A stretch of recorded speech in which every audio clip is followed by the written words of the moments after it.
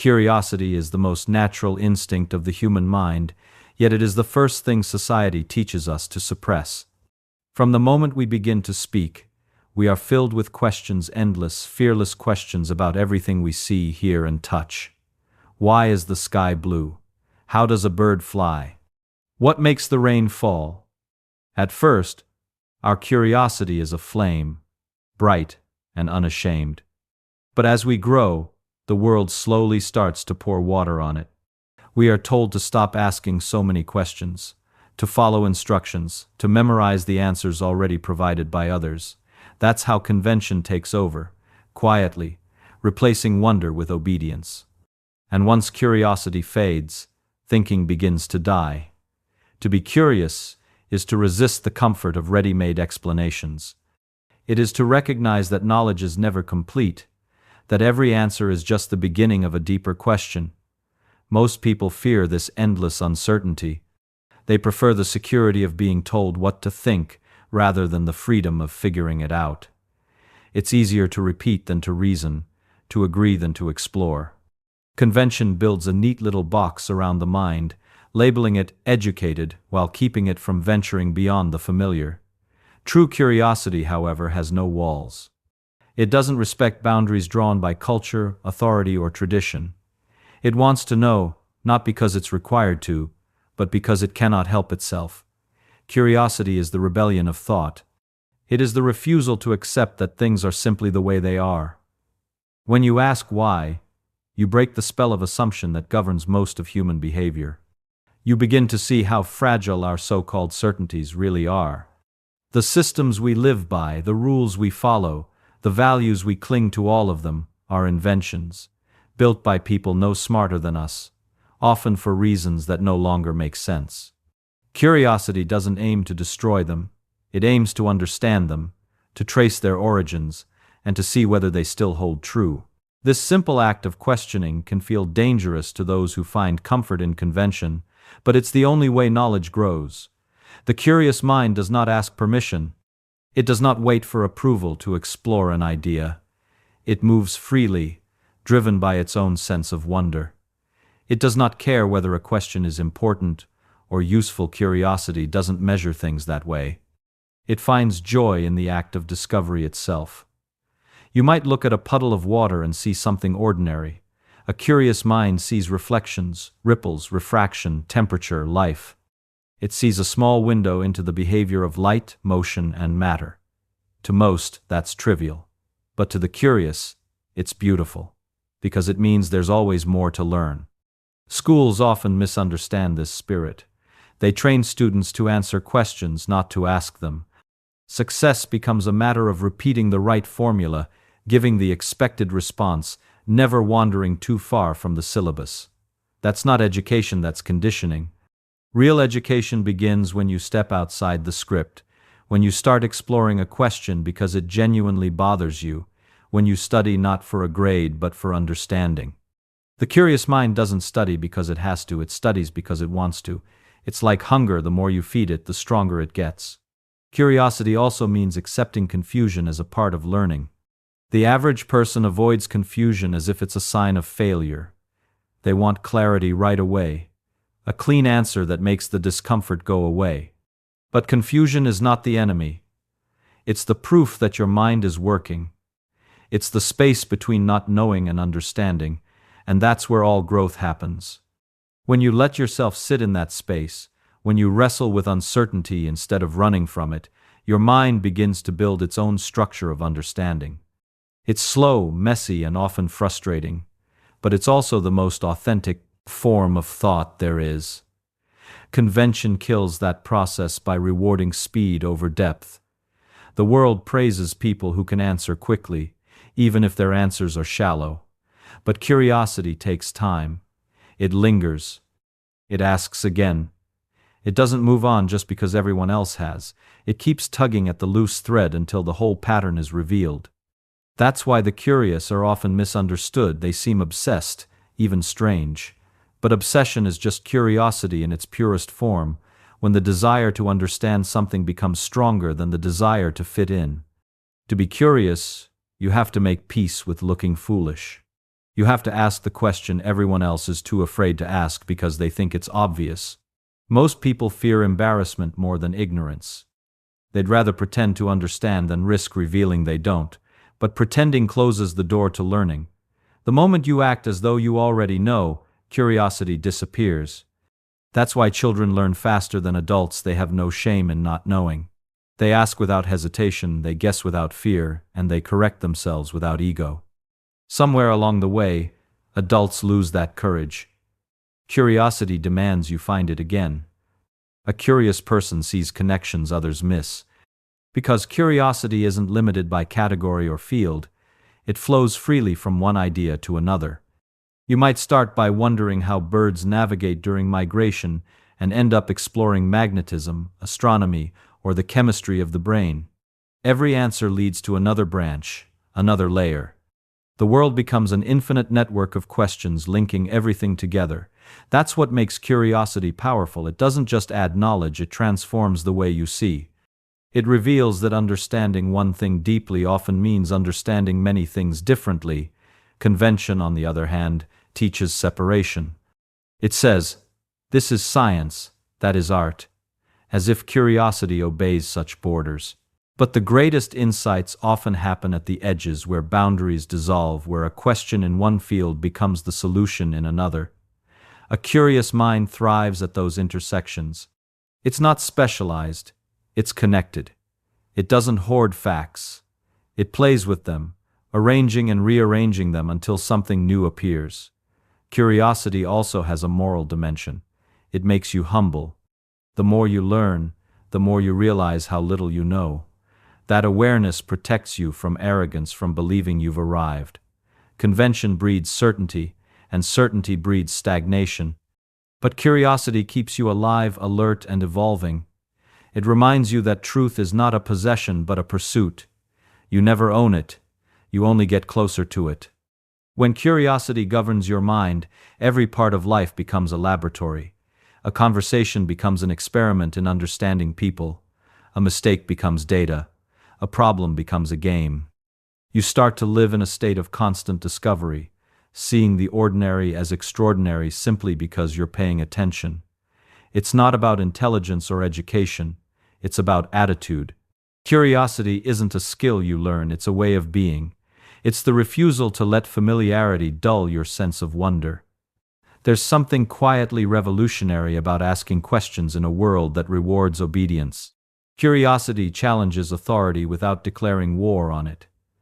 It doesn't shout, it inquires.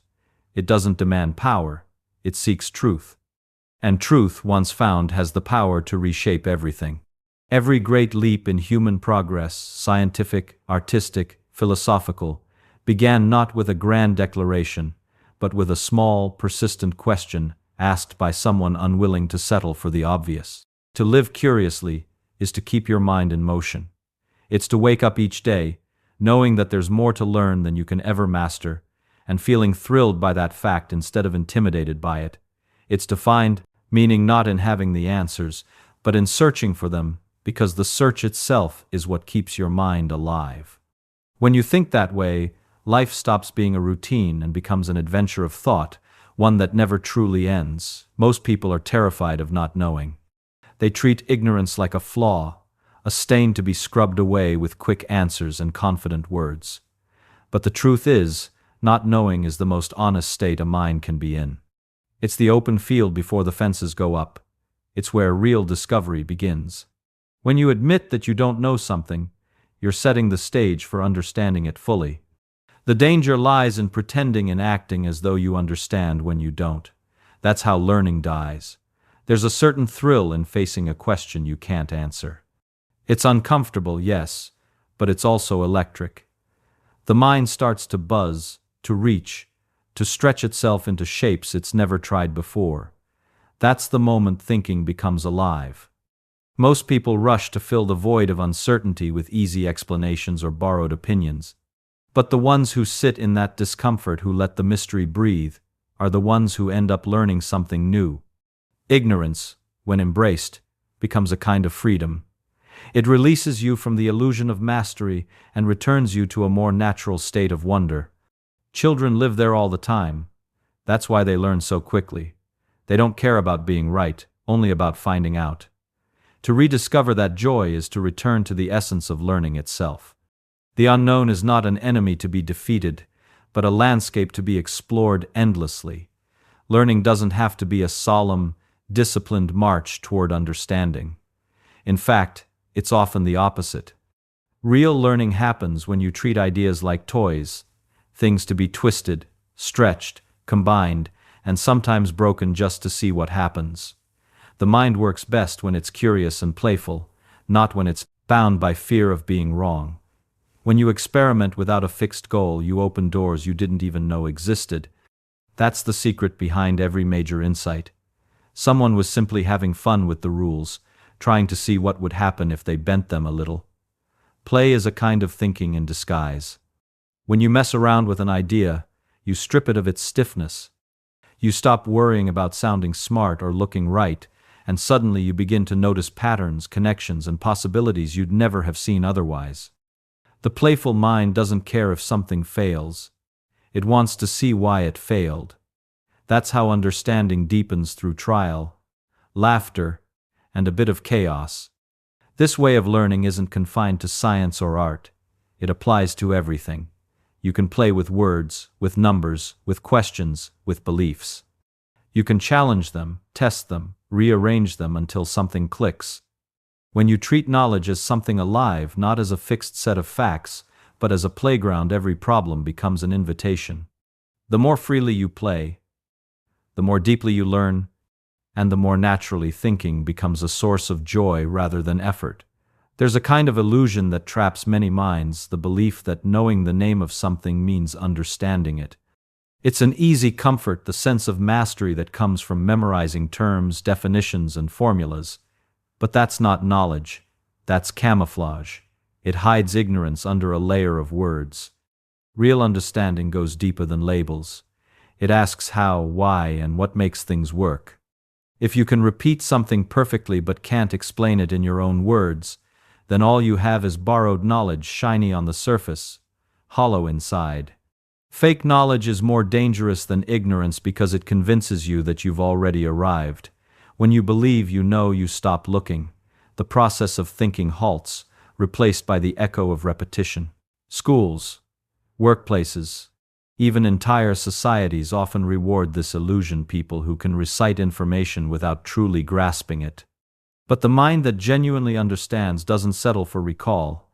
It builds mental models, experiments with them, and reshapes them when new evidence appears. To recognize fake knowledge in yourself requires humility. It means admitting that you might not know as much as you thought, and that's a painful realization. But it's also liberating. Once you strip away the false confidence, curiosity has room to grow again. You begin to seek clarity instead of correctness, simplicity instead of jargon. The goal stops being to sound intelligent and becomes to be intelligent through genuine comprehension that can stand on its own when stripped of every borrowed phrase. The real test of understanding is not how complex your explanation is, but how simply you can express it. Anyone can hide behind big words and technical phrases. That's easy. But it takes a rare kind of clarity to take something complicated and make it sound effortless. Simplicity is not the absence of depth, it's the evidence of it. When you truly grasp how something works, you can strip away the unnecessary parts and reveal the elegant core underneath. That's where genius lives. Not in complexity, but in clarity. People often mistake confusion for intelligence. They think if they don't understand what someone's saying, it must be profound. But real brilliance doesn't confuse, it illuminates. It makes others see what was once invisible. To explain something simply, you have to wrestle with it until it becomes part of you, until every piece makes sense from the inside out. It's like carving a sculpture from a block of stone. You chip away everything that isn't truth. Simplicity demands honesty. It forces you to confront what you don't yet understand. The moment you try to explain something plainly and fail, you've just discovered the gap in your own knowledge. That's where the real learning begins. Simplicity is not just a style of speaking or writing, it's a discipline of thought. It's the art of seeing the essential and discarding the rest, of building bridges between ideas instead of walls of jargon. When thinking reaches that point of purity, it stops being complicated and starts being clear. Independent thinking is one of the hardest things to do in a world that rewards conformity.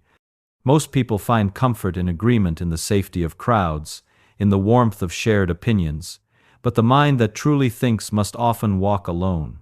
It questions the foundations others take for granted, and that can make people uneasy. Thinking for yourself means risking discomfort, even ridicule, because it often leads you away from what everyone else believes.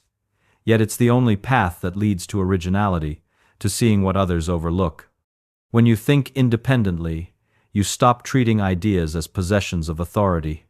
You don't believe something because a famous person said it, or because it's printed in a book, or because it's been repeated for generations. You believe it because you've examined it, tested it, and found it to be true for yourself. That kind of thinking builds resilience, the ability to stand on your own understanding even when the crowd moves the other way. It's not rebellion for its own sake. It's intellectual honesty. Independent thought doesn't mean rejecting everything society says.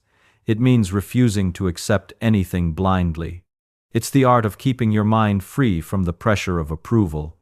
It's asking, does this make sense to me? Instead of, do others agree with me? Most great discoveries were born from this stubborn insistence on thinking differently. Every breakthrough, every spark of innovation, began with someone who dared to trust their own reasoning when no one else did.